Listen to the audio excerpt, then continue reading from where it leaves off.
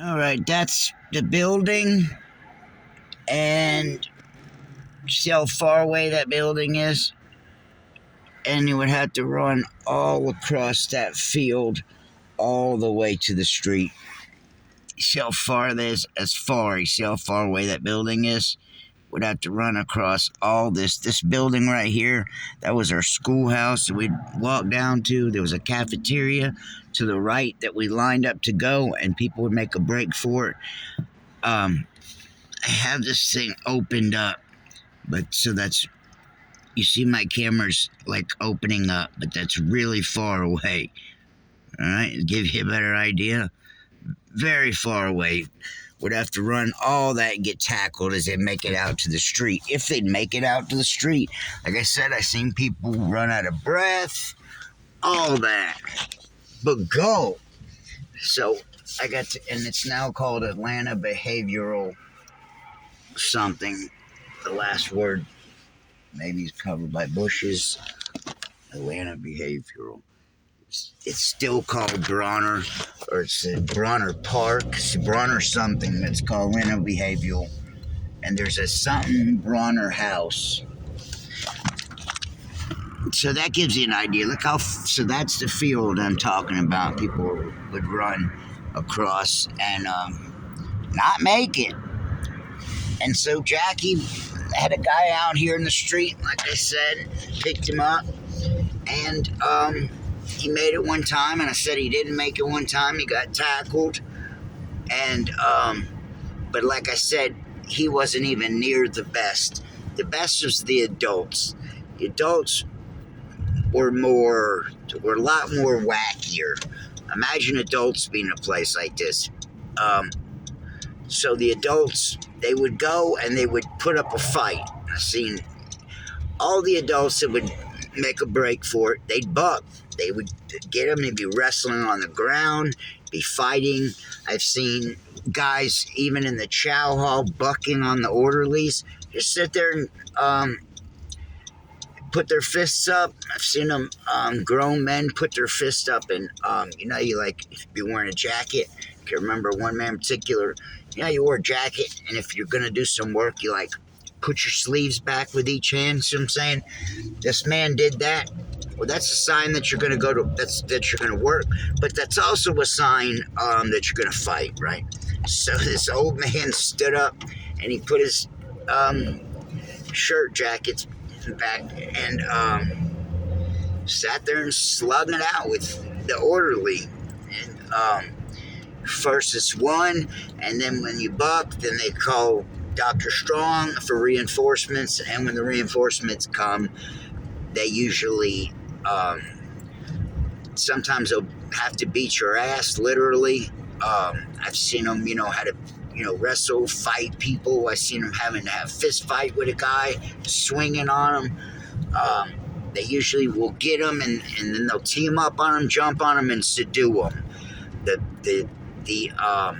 The minors, they wouldn't subdue. They would just put us in a straitjacket and put us in a padded room. I've been put in a straitjacket before.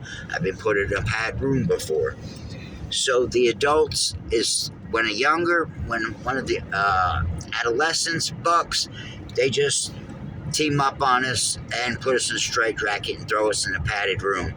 But when the adults buck, they give them a shot. They shoot them up. They usually shoot them up with Thorazine, I believe. They would get shot up. We'd watch this. We'd see this. They would sometimes buck.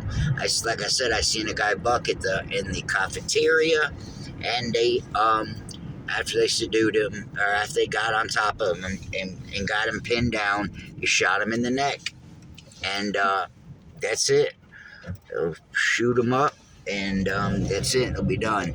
Like I said, I seen him shoot him up in the cafeteria. I saw a dude get shot up out on the lawn. I saw a guy in the schoolhouse. We used to just watch people making a break for it. Get ran and tackled. Like I said, it was, I almost would say entertaining, but not really though. It wasn't like you might think, like watching a football game on TV or something. It was more like horrifying. depressing. Put yourself there in those shoes, and you're in a place like that, and you're seeing this kind of shit. It's not. It's not enjoyable. It doesn't make you laugh and give you the kicks like you might think. It's kind of the opposite. It kind of makes you more depressed. Make you miss being home more, miss being around the kids in the neighborhood, all that. So I was in that place, and I have a lot of memories from there, Bronner. And as I discussed, I was there for over 6 months, and then my parents' insurance ran out. Right, I was there for over 6 months, and it's crazy money. Those places like 5-10 grand a week, and it was like 35-40,000 plus a month to stay there. So once my parents' insurance ran up, I got to go home finally. And I'd only been home once, maybe twice, but I think only once I went home. I remember going home for a visit, and I had been gone all that time. And when I left, I was a little skinny skate rat kid.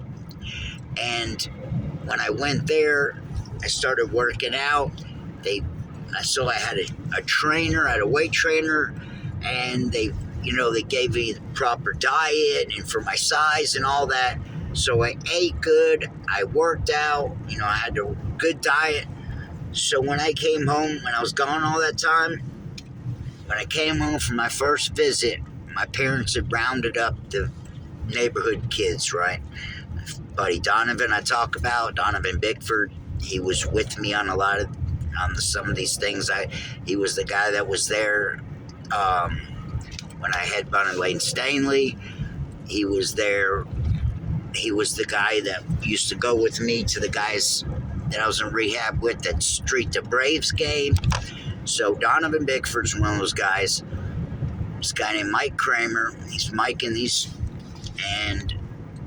the girl Shelby I talked about. So when I got out and came back, they were all looking at me and their eyes were bulging out of their head. They couldn't believe it. I went from, I kind of maybe hit a puberty spurt at the same time. They hadn't seen me in 6 months, right? I'm working out every day now. I went from scrawny little skate kid to having a physique. I had a chest, I had arms. I had muscles for the first time. Nothing big or crazy, but like I said, I went from skin and bones to having a physique. And so I remember that was one of the things that made me feel better. And went back to the place, and then I got out.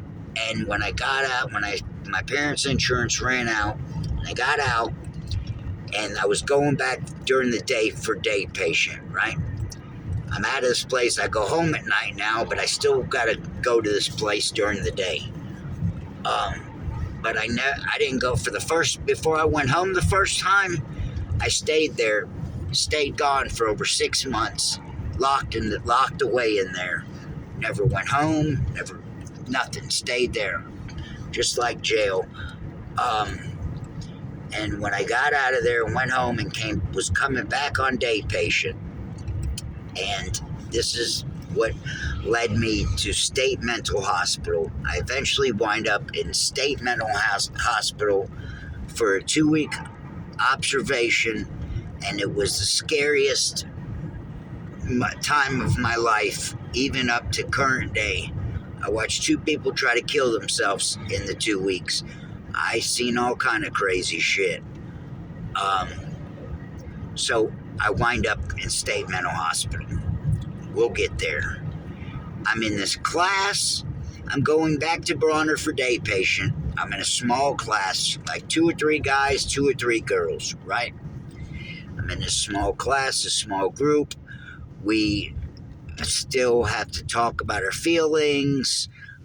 We go around the class and, discuss and bring up topics and daily and weekly updates and how you're feeling, how you're doing, how it's transition home, all that, right? And in this class, I've been in this class now for, I don't know, a month or two, a couple months.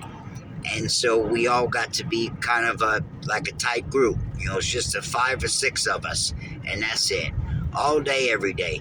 We eat, sleep, not sleep, we eat and do everything together. Wherever we go to eat, we have class, like normal schooling for a few hours, and we have these different things, whatever. We see our doctor, but we're all around each other all day, every day. And in this class is this guy, and he's a perfectionist. He's big, huge football player guy, well built, good looking guy, but he was a perfectionist. He was there because he was depressed. He was the captain of his football team, head quarterback, valedictorian, dating the best looking girl, all that, right? Perfect guy with perfect life. And he is perfectionist, and he can't do enough. His dad's pushed him his whole life, and he can never be happy. Even having his parents are rich, he has a nice car, he's got a big body, he's got a college football, whatchamacallit, to go to college for free, to scholarship, football scholarship, all that. And one day he goes home and he blows his head off with a shotgun. And his name was David something. And it was such a horrific and big deal. It was nightly news. It was on the news that night, right? So another one of these. There was several times I've been around where the paparazzi and jack legs like that come around. Another one of the paparazzi moments. So the newscast comes there. This all-star football scholarship guy kills himself and blows his head off with a shotgun. News is coming to place. So I go into school next day, and they think that I'm suicidal, and so they lock me up. I go immediately from going home at night to now they've taken me. When we were going to school, when I was going there for day patient, we were in a different building behind that place, the back of that building, right? We're in a different place. So when he killed himself, they made me go back into where you're locked in there and you can't get out, and put me on suicide watch and had me in there for a couple of days, 3-4 days. When I first got there, they took away my shoestrings. There I am, the dunce, walking around in one of these gowns that you wear at the hospital, your butt showing. Here I am being made the dunce again. And I liked the guy, we were friends, but it surely didn't cause the effect for this. So here I am, suicide watch, can't go home again. And I go over and I'm on the phone with my girlfriend. While I was in this place, Bronner, I met this guy, Michael Tulin. His dad was a basketball coach for Smyrna or something. He had his sister, Michelle. She would come to visits to see Michael. This guy was in there with, and so she becomes my girlfriend, right? I start dating her when I get out. So I'm on the phone with my girlfriend, and they come over to me and tell me that to get off the phone. I can't be on the phone. I'm on suicide watch. I told you got to work your way up to get privileges. I bucked. I flipped on them, and they put me in a straitjacket for the second time and put me in the padded room. Literally had a room with carpet on the walls and the ceiling, and you could, they would put you in there. There was one time there was a girl, Trella. She was younger. I believe she was 13 and I was 15, and I believe she had a crush on me. I didn't know this then, but when girls pick at you and pinch you and all this kind of stuff, I just found out some 10 years ago that means that they like you. I didn't know this, but I wouldn't like this girl anyway. She's bigger than me, big, heavy set girl, right? She's pinching at me. She's yapping. She's getting on my nerves. Pinching.